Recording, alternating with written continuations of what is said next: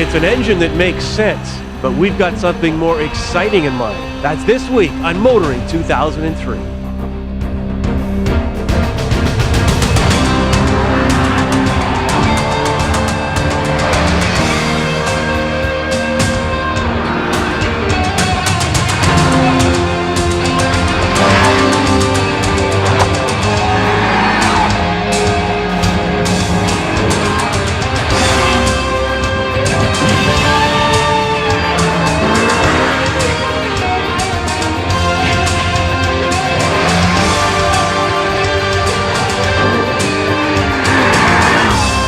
TSN's Motoring 2003 is brought to you by Quaker State Motor Oil, oils fine-tuned for different engines, and Midas, Total Car Care. We do that. Just a few weeks back, we introduced our newest member to the long-term test fleet. Obviously, it's a Honda Civic, but not so evident is what's under the hood. It's the gasoline-electric hybrid power plant, and we'll talk more about that later, and I do have a pet peeve to air. But first, we're going to head to the racetrack. Now, I know this is not a program about car racing, but as you're about to see, this event for vintage modifieds is definitely grassroots, and without a doubt, this is a story about cars and the people who drive them.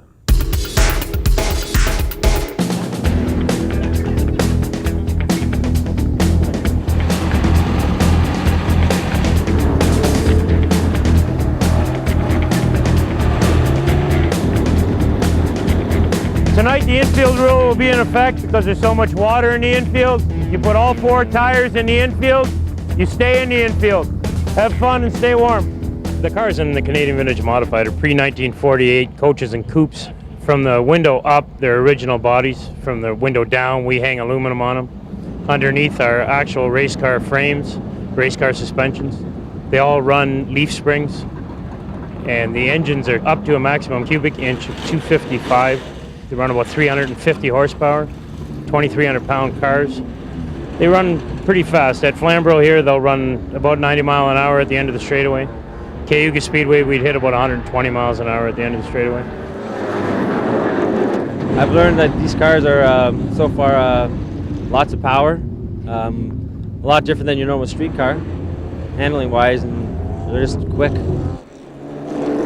These cars haven't really changed since 1950s, and I love these cars, and they've evolved over the years to be really fast modified coupes, and I've changed with them. And I really love them. They're fast, they're light, and affordable. The cost to run one of these cars, you can buy a car from anywhere from $7,000 race ready to $15,000 to $20,000, depending on which car you buy and where they ran last year in the points or this year in the points.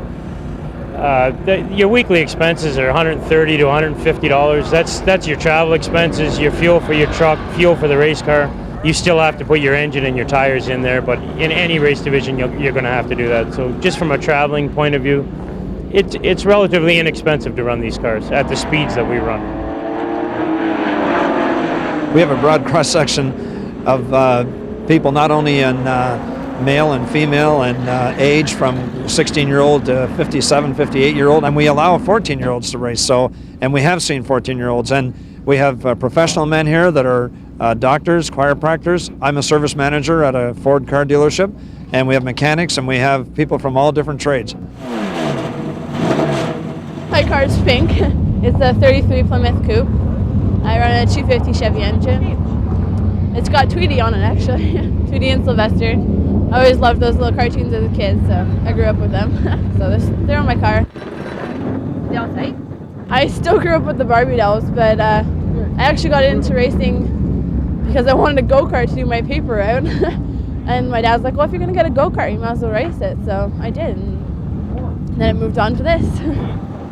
Me and my wife first looked at the harness system in it and everything. Yeah, I was very confident. I feel better with her in the car than with her in the go-kart, because the go-karts, well, they were doing 100 mile an hour too. So yeah, I was very confident with this setup. Once you're out there, there's no difference whether you're a girl or a guy or how old you are. It's just you got to beat that car. She still goes to the mall. Try to keep her away from the mall. I think it helps a lot. she's had to learn to deal with adults and racing, but can't keep her out during the week. But when the weekend comes around, yeah, the mall's kind of pretty low on the priority pole. Hey, is that your boyfriend? Boyfriend thing? I'm working on that. Down the front straightaway, green flag, and we turn them loose. Well, our club has always been comprised of families, and Yep, the John, atmosphere the here is number usually 81, friendly. get Guys help each other. anytime. I usually bring every spare part I have in my garage to the races, so that in case if I don't need it, somebody else does. And if they do, they're welcome to use it. And that's always been the way this club is. But when we get on the racetrack, we forget that we're married, and we forget that that's our dad out there. Then the 37 of James Amazing! This is all for my dad. This is amazing. Whoa! Holy jump. Good for you. Thank you. Thank you, Motor in 2003. You're the best, baby. What can Jennifer Lopez teach you about driving? About as much as she can teach you about how to make a marriage last. More later on Kenzie's Corner.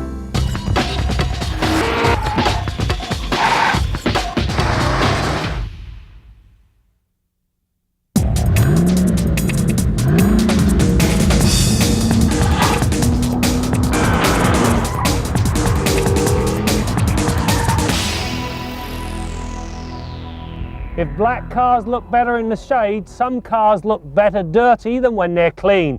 This week on Test Drive, the all-new Hummer H2.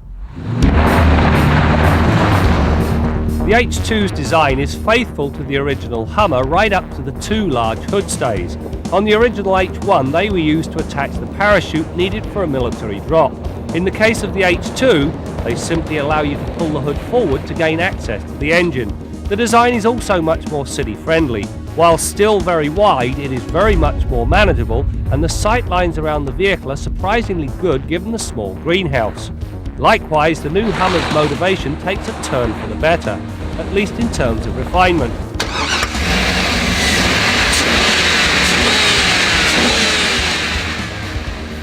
Rather than a rattly old diesel, the H2 employs GM's silky smooth 6-litre V8 that's married to an equally smooth 4-speed automatic transmission. With 316 horses in the corral and a meaty 360 pound-feet of torque at your disposal, the H2 is never at a loss, even when dragging its enormous girth up a steep incline. Where it hurts is at the pump. The tank is enormous and the engine's appetite for gasoline, well, let's just say ravenous. I averaged less than 14 miles to the gallon. Under normal circumstances, you drive the Hummer in the full-time 4-high mode. If it gets slippery, punch the second button and it locks the center differential. To go off-road, select neutral, push the bottom button, you're now in 4-low. If things get really slippery, you can actually also lock the rear differential. But it also has one more party trick. Normally, the traction control button will not allow any wheel slippage. Pushing it, however, it now allows a degree of wheel slippage which really helps on a long, slippery climb. When in the 4-high mode, the Hummer sends 40% of its power to the front wheels, the remaining 60% to the rear. Punch all the right buttons, and even in the toughest off-road situation, the Hummer just seems to plod along effortlessly. To handle the rigours of a rough trail, the H2 also uses a strong hydroform frame and plenty of underbody protection. The design not only repels the rocks suitably, it is also strong enough to accommodate a 9,000-pound winch up front, just in case. You know, considering the size of this Hummer, there really isn't a whole pile of cargo capacity, and it boils down primarily to the location of the spare tyre. Now obviously, given the size of the wheel and tyre package on this H2, you can't stick it underneath, you can't hang it off the back of the tailgate, so it has to live here. But it does do two things. As I say, it eats into the cargo capacity, it also blocks off a good chunk of your rear view through the mirror. Now on a more positive note, if you do go off-roading and you have to air the tyres down to get the proper grip you require, it's not a problem. You simply pull this thing out, attach it onto this little device here, and you can blow the tyres back up to the proper highway pressure. Did you expect anything less of a Hummer? In order to get the air pump, you must first order the optional air suspension, which is something well worth the money.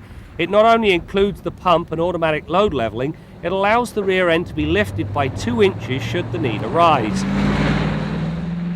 Up front, the H2 employs torsion bar springs, massive shocks and an equally large anti-roll bar. The result brought a remarkable display through the pylons. Body roll is subdued and understeer far enough out that the H2 actually begins to feel mildly sporty. That said, you still know you're driving a monster truck, primarily because the Hummer feels as heavy as every one of its 6,400 pounds says it should be. Off-road, the suspension brings plenty of articulation, and so the wheels stay in the dirt where they do their best work.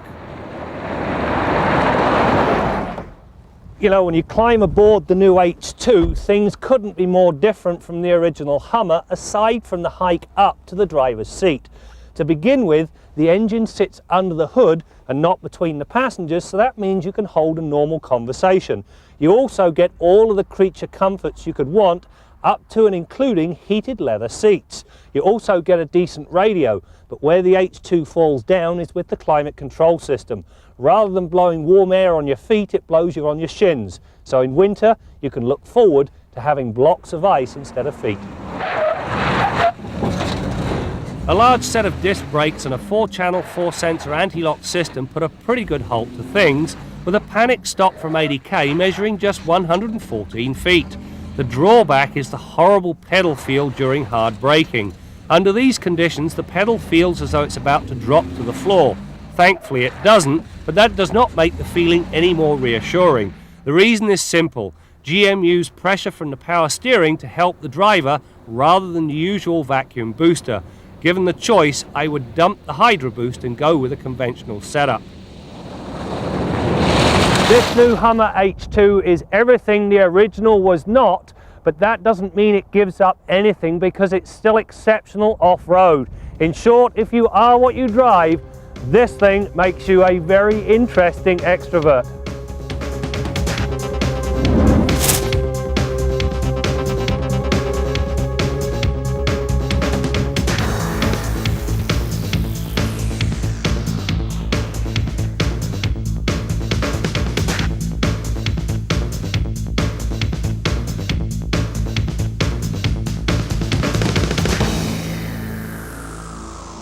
Our Midas tip of the week concerns air induction systems. A modern engine will in some cases have 2 separate intake tracks for the incoming air to the engine.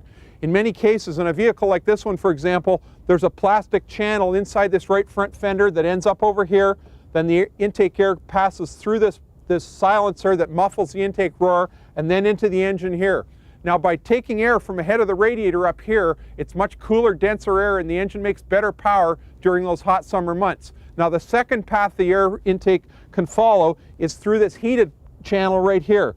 There's a stovepipe on the exhaust manifold and a secondary tube that brings heated air up to the engine for cold weather operation. That prevents stumbling, stalling, and throttle body or carburetor icing depending on how the vehicle's equipped. If it's an older vehicle with a carburetor, it's mandatory that that thing's got to be on there or you'll have stumble, stall, or hesitation on cool days. On a modern vehicle like this with fuel injection, it also helps the fuel economy and prevents icing at the throttle body. That's your Midas tip of the week.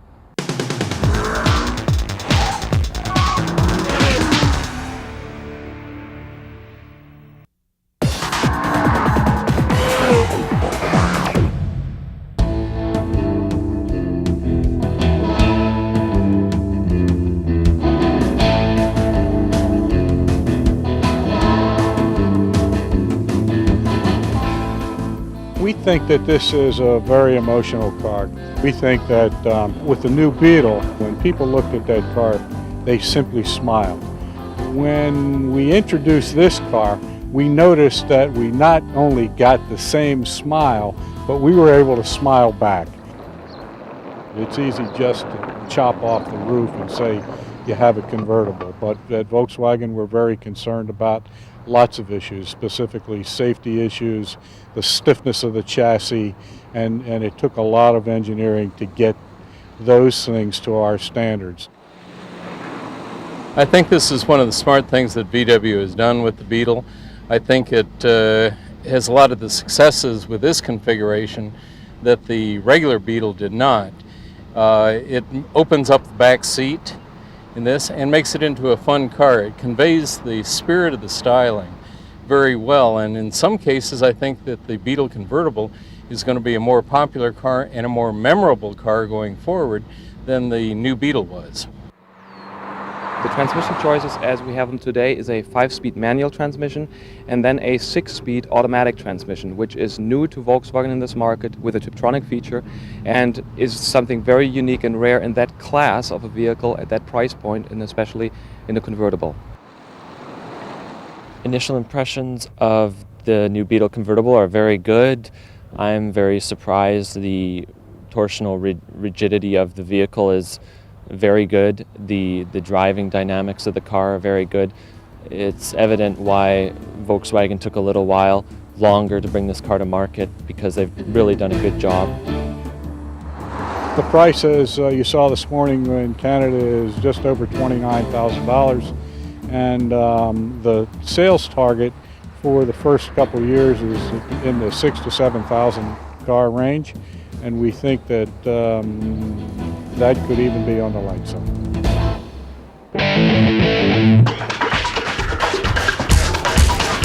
Time to update our long-term Honda Civic Hybrid.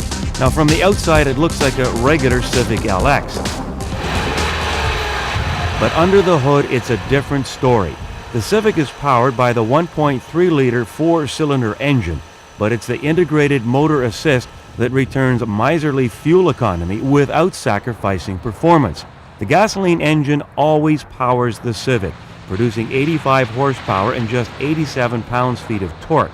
But when called upon, an electric motor kicks in to add another 13 horses as well as 36 pounds-feet of torque. Still not big numbers, but the Civic feels right at home at highway speeds with plenty of mid-range power.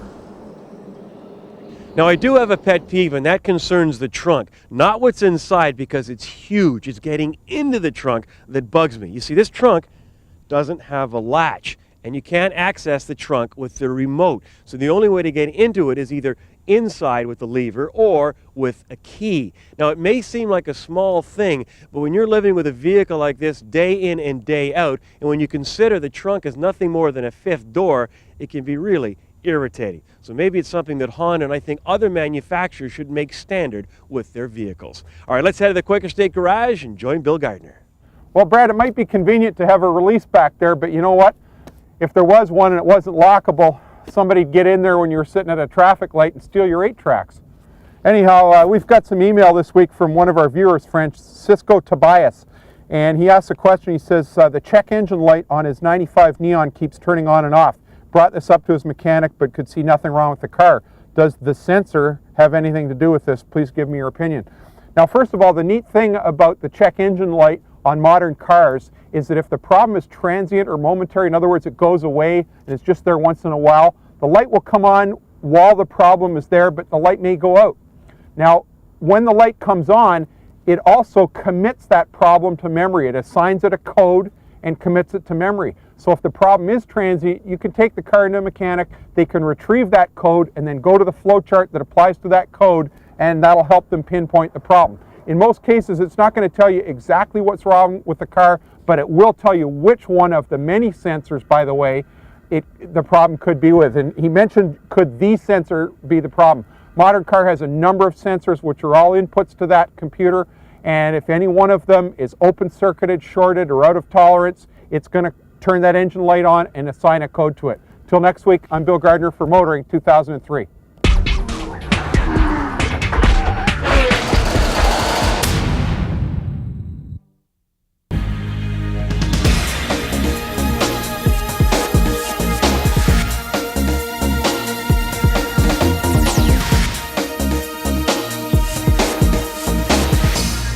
Most of the movies I see, well, they're direct to airline. I saw one a while ago. It starred Jennifer Lopez as a police officer. That's called willing suspension of disbelief. The other main character was a guy who'd been involved in a terrible crash when he was driving, killed his wife and 2 kids, and he'd been turned into basically a basket case. He couldn't handle the guilt. He was living in a cardboard box someplace. Well, as the movie evolved, the love of a good woman, blah, blah, blah, brought him back to reality, and they fell in love. The final scene, he goes to some family reunion she's at to pick her up.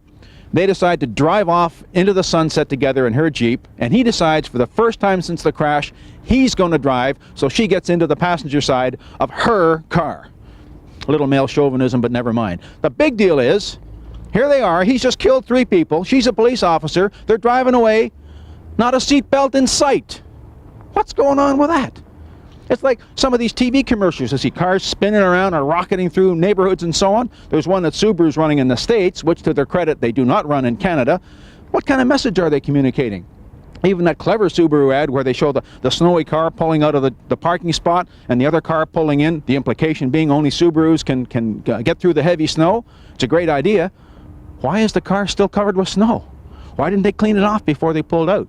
Now, the supreme irony here, I happen to know this for a fact, is that seconds after the camera was stopped, the actors got out and cleared the car off. How Canadian is that? But the commercial was shot by an American director, so that didn't make the final cut. All I'm saying, oh, another one, how about that Mitsubishi ad where those 4 or 5 kids jammed into the car and they're bopping along to the bare naked ladies, which is cool. How many kids do we kill every year because they jam themselves into the car, crank the radio up to 11, and don't pay attention to the driving task? Brad saw a couple of kids get in a car the other day. The woman driving had her seatbelt on. The 2 other kids didn't. Directors, advertising people, producers, think about the message you're communicating and give your heads a shake. I'm Jim Kenzie.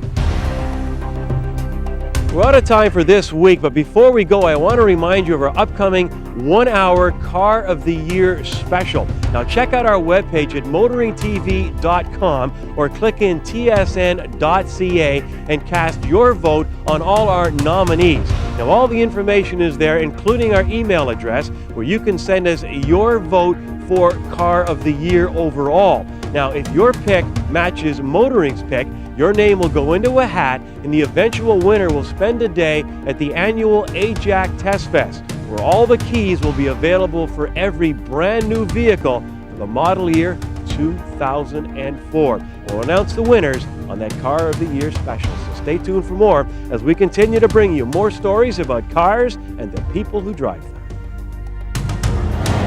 This is a first. We've had the internal combustion engine for 100 years. This is akin to going from carburetors to fuel injection.